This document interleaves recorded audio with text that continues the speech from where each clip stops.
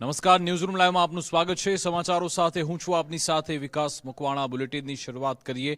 સમાચાર રાજકોટથી મળી રહ્યા છે, જ્યાં ધોરાજીમાં એક શિક્ષક ઘાતકી બન્યો છે। રાજકોટમાં ધોરાજીની શાળામાં શિક્ષક ઘાતકી બન્યો, જ્યાં વિદ્યાના ધામમાં શિક્ષકે એક માસૂમને લોહી લુહાણ કર્યો। વર્ગખંડમાં વાતો કરવા જેવી સામાન્ય બાબતે ક્રૂરતા આચરી હતી। ધોરણ 5ના માસૂમ વિદ્યાર્થી રોનકને માર્યાનો દાવો છે। પ્રશાંત ગઢિયાએ માથામાં લાકડીના ફટકા માર્યાનો આરોપ છે। માથામાંથી લોહી વહેવા લાગતા શિક્ષકે જ માથું ધોવડાવ્યું। સમગ્ર ઘટના પર ઢાંક પીછાડો કરવાનો હીન પ્રયાસ કર્યો। બાળકને ધમકાવ્યો કે ઘરે જઈને કહીશ તો બીજી વાર પણ મારીશ। માતા તાત્કાલિક બાળકને સરકારી હોસ્પિટલમાં લઈ ગયા। શાળાના આચાર્ય સંદીપ સાવલિયાએ આ બાબતે લીલો બચાવ કર્યો। શિક્ષકે માફી માંગી લીધી અને સમાધાન કર્યાનો પણ દાવો છે। જો કે વાલીઓમાં ભારોભાર રોષ છે અને શિક્ષક સામે કાર્યવાહીની માંગ છે।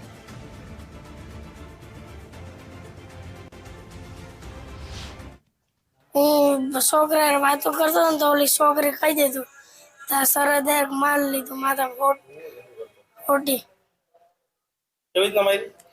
આમ લાકડી હટી છે કે મારી માથામાં। પછી સાહેબનું નામ પિન્ટુ સર। મારવાનું કારણ શું? હું છોકરા વાતો કરતો હતો તો ઓલી છોકરી જઈને કહી આવી તો હું સર પાસે ગયો, સર ખોટી મારી। મારી શું કર્યું? જે તું કહીશ ને તો હજી તને બીજી વાર મારીશ, તાર મમ્મીને કહીશ તો।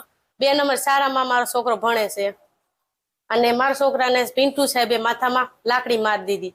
એટલે 2 છોકરા વાત કરતો હોય છે તો ઓલી છોકરીએ કીધું કે ભાઈ સાહેબ કે ઓલો વાત કરે છે, તો એને ફટ માથામાં લાકડી મારી દીધી। તો છોકરાનું લોહી ચાલુ થઈ ગયું ને તો પિન્ટુ સાહેબ બી ગયા છે તો ધોવા લઈ ગયા।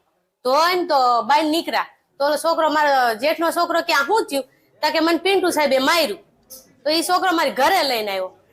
મારા ઘરે લઈને આવ્યો કે તમે કઈ ધ્યાન નથી દેતા, ત્યાં તમારે જવાય ની સાઈડે। મેં કીધું મને કઈ ખબર નથી। તા કે સાહેબે આને માથામાં ખોટી મારી દીધી લાકડી કે મેં લાકડી મારી દીધી। તા કે હા, તો મેં કીધું હાલો ઘરે ત્યાં નિસાડે આપણે જઈએ।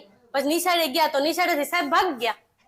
ત્યાં નિસાડમાં સાહેબ જ નમરે એને લાગ્યા। પછી મારી પાસે લઈ આવ્યા હતા ઓફિસમાં, પ્રાથમિક સારવાર કરી અને વાલીને જાણ કરી અને હોસ્પિટલે એનું ચેકઅપ કરાવ્યું તો બાળકની ઈજા સામાન્ય હતી અને શિક્ષકે વાલી પાસે માફી માગી અને અત્યારે આ વાત છે એ વાલી પાસેથી પૂરી થઈ છે। મારવાનું તો કારણ એવું નથી, પણ બાળકો 2 ક્લાસમાં શાંતિથી બેસે એના માટે વર્ગ વ્યવસ્થા માટે સાહેબ ગયા હતા અને આ ઘટના બની।